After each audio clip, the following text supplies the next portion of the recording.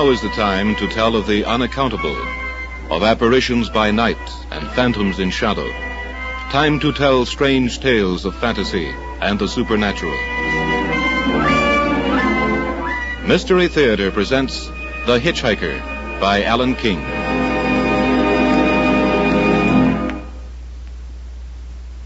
The stretch of road between Bainville and Bowden is about 15 miles. I used to drive over it about once a month. By Alan King.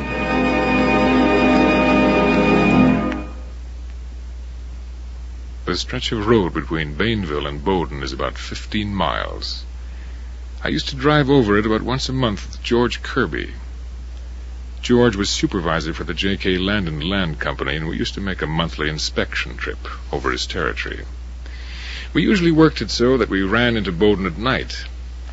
It isn't a big town, but there's a good hotel there, and we could always make it back to our hometown before dark the next day.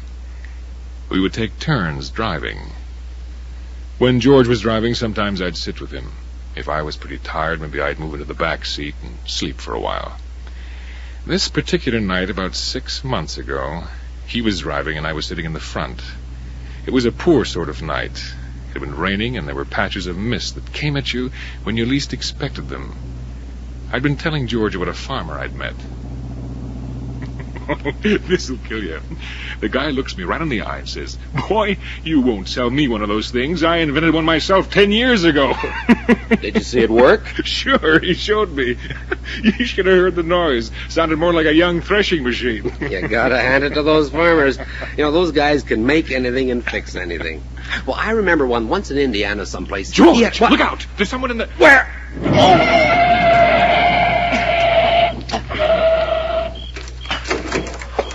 Oh, my God. Come on, quick. Where is he? He must be underneath. I hit him, I know that. Yeah, he's underneath. Looks like he's wedged under the crankcase or something. Well, is he alive? I don't know. Are you hurt badly? Can you move? Must be knocked out. Wait till I see. His legs are clear. I think we can get him out. Tell you what, Sam. Get in. Put the car below then. Ease her forward when I tell you. Okay, George. But easy, Sam. Go very, very slow.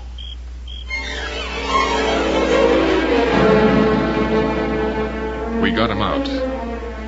I'm not sure if he was alive. His face was all mucked up with gravel and oil. But he was dead when we got to Bowden. We talked to the police. There was an inquest later. George wasn't held. It was an accident. George Kirby and I went about our business.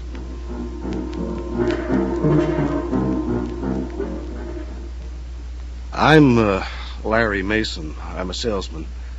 I drive that stretch of road between Bainville and Bowden once a week. In one place you come to a curve where there's a sort of ravine on one side and quite a drop on the other. It's not dangerous. There's a good, strong guardrail, clearly marked. The locals just call it the Gap. This night, a few weeks ago, I was driving alone, just coming to the Gap, when I saw somebody ahead of me at the side of the road. It was a man giving me the thumb. I pulled up and opened the door. Want a lift? Thank you. Come on in.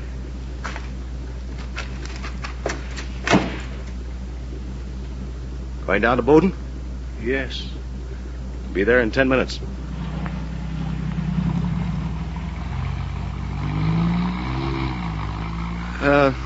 Don't often see anybody around here at night.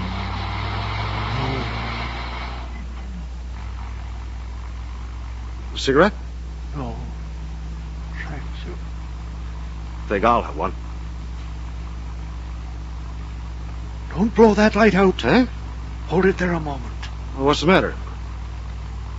Why are you looking at me like that? It's all right. You can put it out now. Well, thanks. What is your name? Larry Mason. Why? You're not the man. I'm not what man? I'll know him when I see him. Well, who is this man? What do you want him for? He killed someone. Killed someone? It was here, on this road. He ran him down and killed him. Oh, an accident. They said he wasn't to blame, but he was driving the car. The man was just standing there, hitching a ride, just as I hitched a ride with you. Well, maybe it was foggy or something. A driver should be careful in a mist. Look, suppose you find this guy, what are you going to do? Kill him. Wait a minute, you can't go around killing people like that. They said it wasn't his fault, didn't they? Yes, but I know better. I will find him. I didn't like it. I was sure the guy was batty. Anyway, he didn't say any more then. He seemed to shrink back in his seat, almost as if he wasn't there. I stepped on it. The sooner I got to Bowden, the better I'd like it. And just as we were pulling up, I spoke to him again. Look, about this guy you say you're looking for. Yes. You're not really going to kill him, are you? Yes, I am. But why? Because he killed me. What? I'm the man he ran over in his car and killed.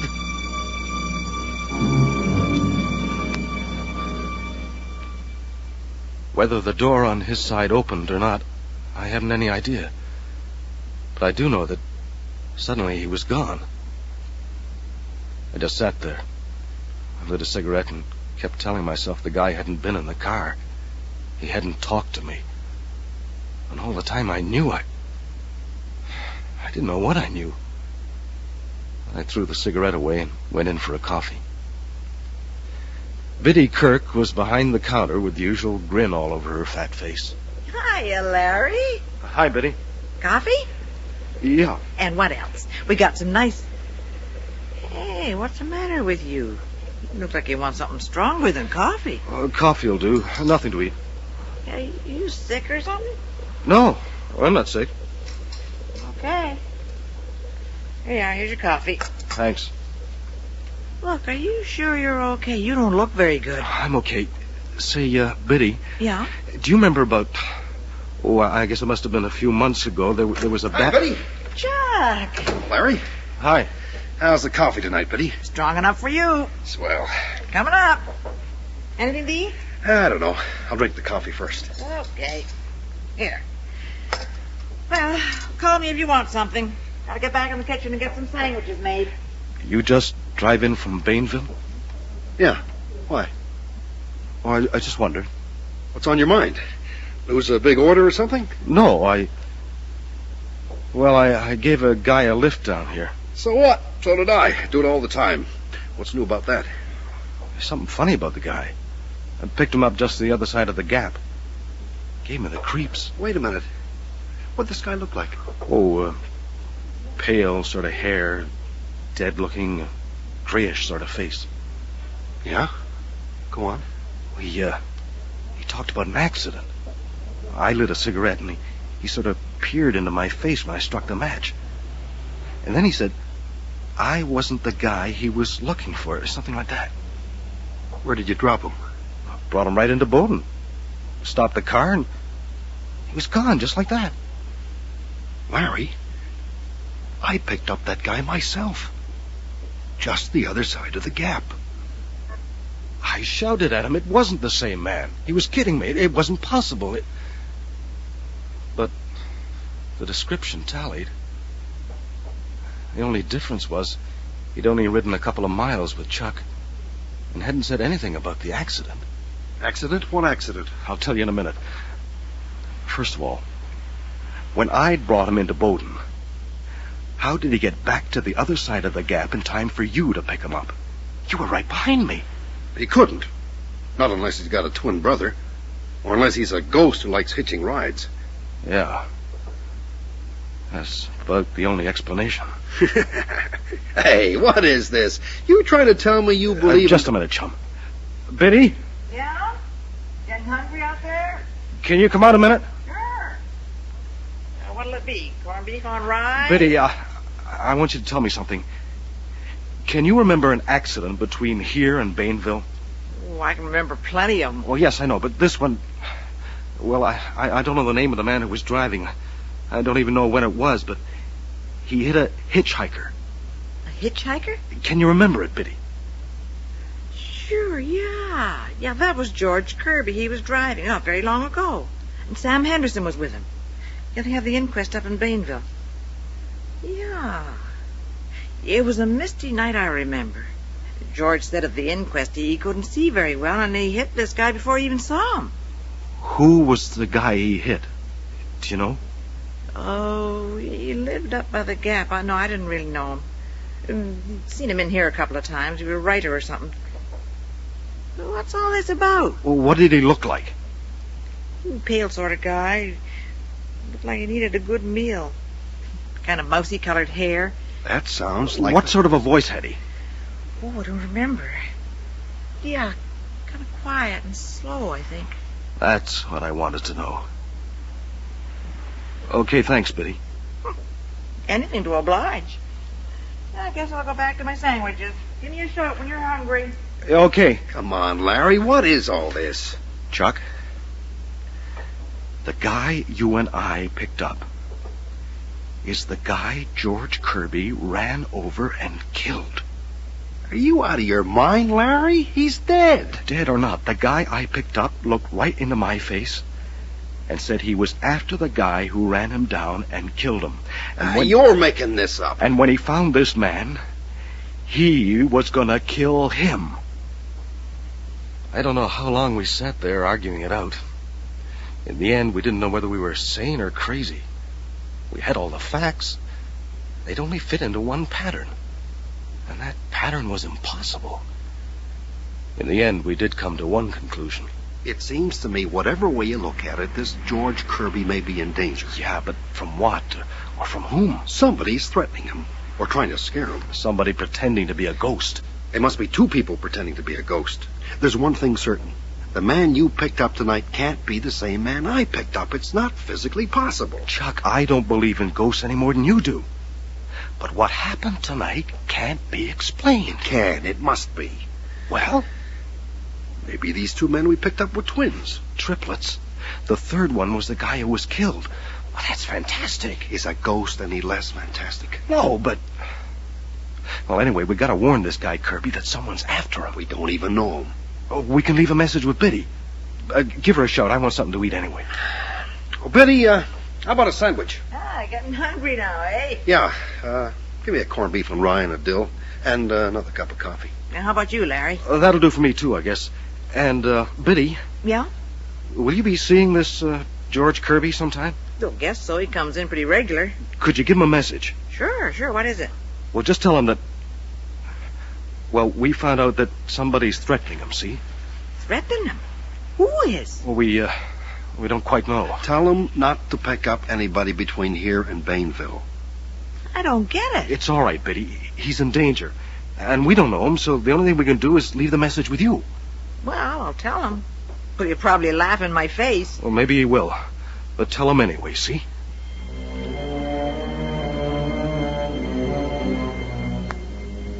What's the matter with you, Biddy? Something on your mind? Yeah, I got a message for you, George. Message? Too bad you weren't in a week ago. The guys could have told you themselves. What guys? Oh, Larry Mason and Chuck Reynolds. Never heard of them. Well, they left this message anyways. Said to tell you somebody's threatening you. Threatening me? Yeah. And to not pick anybody up between here and Bainville. What's this, a gag? Well, I don't know. I tell you, George, I don't know what it's all about. Well, who is threatening me? Well, I didn't hear much because I was back in the kitchen. But they did ask me about that accident you had. Asked a lot of questions Well, about it was an accident. They said so at the inquest. Yeah, George, I know that. Nobody's got any right to rake that up and threaten me. Sure, George. It wasn't your fault. We know. It wasn't, but you hear? It wasn't my fault. Who's this Larry Mason and Chuck, whatever his name is anyway? I don't know them. What right have they got to now, come around? Don't get excited. They wasn't threatening you. They said somebody else was. Yeah? I'll bet they're trying to put a scare into me or something. Well, you can tell them from me. They can keep their trap shut or there'll be trouble.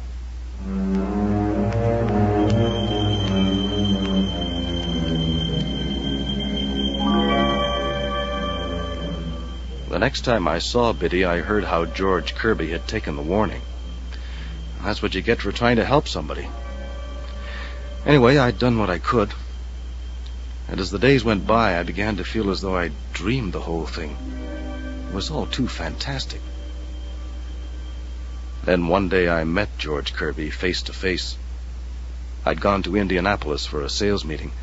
I was sitting in the hotel lobby after dinner when a big man came up to me, looking full of fight. Are you Larry Mason? Yes? I'm George Kirby. I want to talk to you. George Kirby? Yeah. I just want to tell you I don't like being threatened. Now, look, I wasn't... I got your message. I don't like that sort of thing. Don't be a fool. I'm not threatening you. Sounds like it to me. Listen. I picked up a guy between Bainville and Bowden. He looked me over carefully, asked my name, and then said I wasn't the guy he was looking for. But then he said he was looking for the man who killed somebody in an accident on that road not long before. Go on. He said when he found that man, he was going to kill him. Is that all? I figured he was a kind of a nut. He tried to make out he was the man who was killed. I'm supposed to believe all this? I don't care whether you believe it or not. But I'll tell you this. That same night, a friend of mine picked up the same man. And we both talked it over and decided the least we could do was to warn you. Thanks. Well, we figured maybe the man you killed had a brother who maybe thought you'd got off easy. David Quinn hasn't any brothers. I found that out. Well, anyway, that's what happened. Now you know about it. You can do what you like.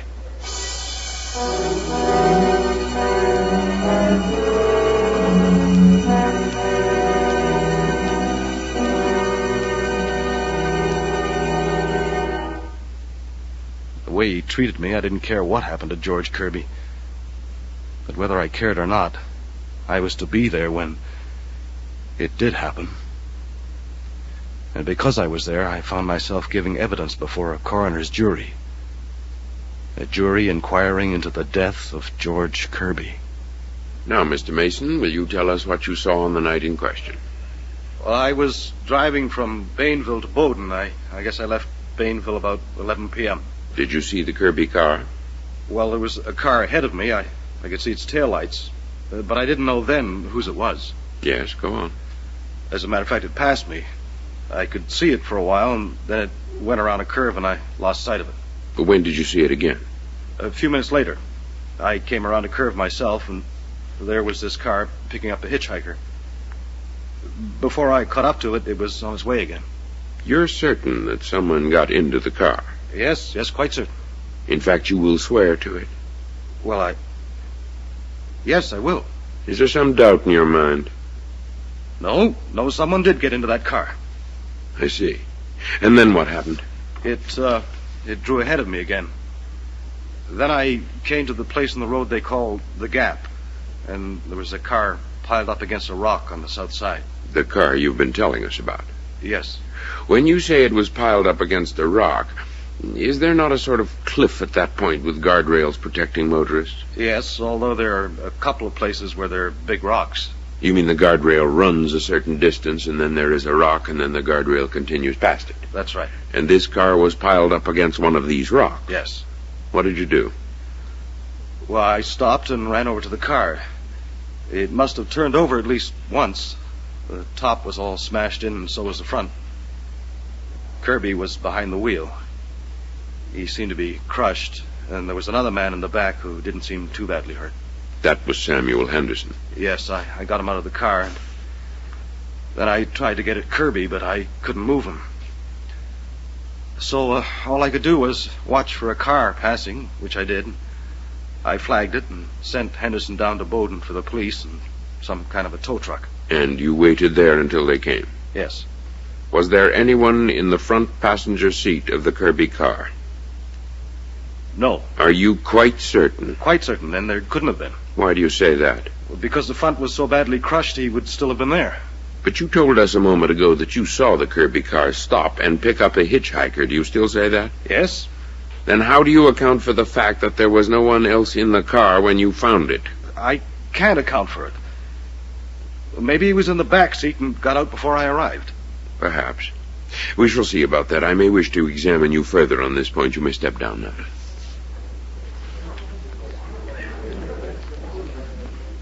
Mr. Henderson, you were riding with George Kirby on this trip? Yes, sir. Will you tell us what happened after you left Bainville? Well, I was dozing in the back seat. We take turns driving. I was asleep, I guess, till something woke me up. What was that? The car stopping. I sort of opened my eyes and saw George lean over and open the other front door, and a man got in. No doubt about that. None at all. I didn't see him very clearly. I didn't really want to wake up. I was tired. Did you, in fact, stay awake? More or less. George was talking to this hitchhiker, but the man said almost nothing. That is, until just before the accident. What did he say then? He said, "You are George Kirby." And George said, "Yes." Then the man said, "You killed David Quinn." That woke me up. David Quinn was the man Kirby had killed in an accident some months before? That's right, sir. I was startled. George looked at him and said, "So what?" Then the man said, "I have been waiting for you." George started to say something, and then suddenly the man said, "Look out, there's someone ahead." And he seemed to reach over and grab the wheel. The car swerved, and we crashed. I don't remember much else till Mr. Mason pulled me out. Mr. Henderson, you realize that all you have told us is on oath. I realize that, but it's true, every word of it. Was there any person sitting beside George Kirby in the front seat when you recovered consciousness? No. Yet you insist that there was someone there till the moment of the crash. I do. I have said that on my oath, and it's true. How do you account for the fact that there was no one there afterwards? I can't account for it. I only know that's how it was. Very well. You may step down, but do not leave the court.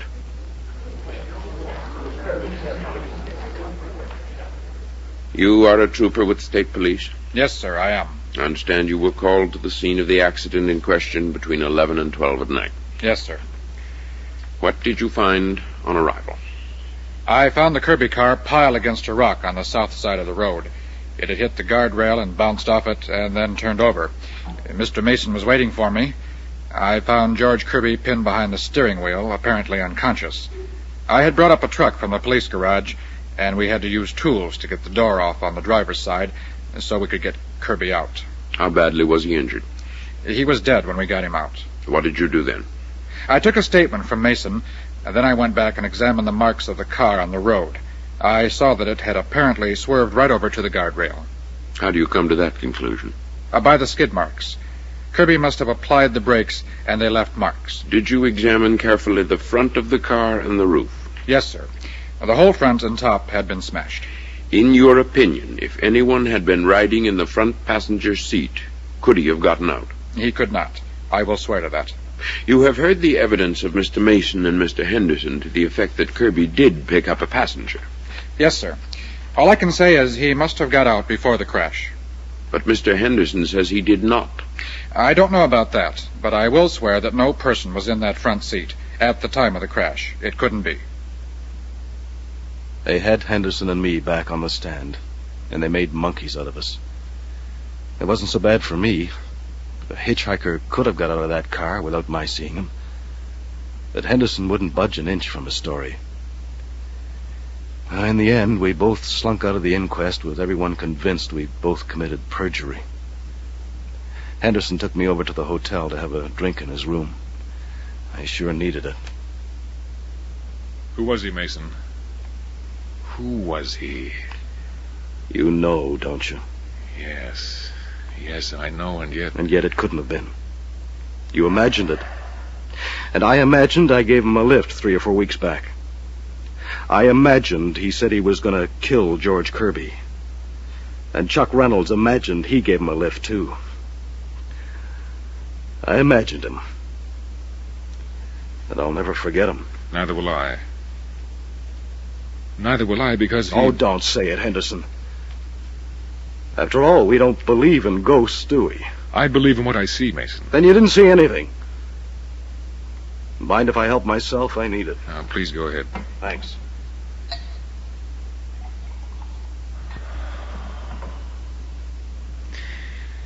There's just one other thing I didn't tell them at the inquest. What was that? where the hitchhiker grabbed the wheel and swerved the car. Well? It was precisely at the spot where David Quinn was killed.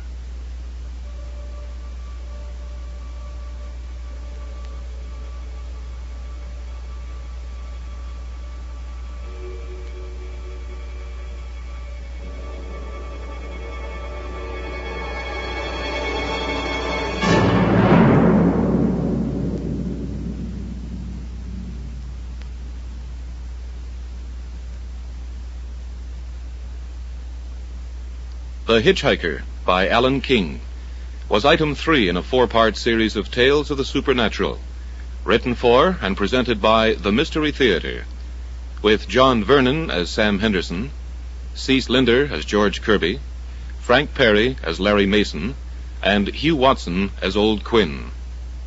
Beth Lockerbie was heard as Biddy, Tom Harvey as Chuck, Jack Creeley as the coroner, and Alan Doremus as the state trooper. Sound effects were by Alex Sheridan. Technical operation by John Skillen. This is Bill Lawrence speaking.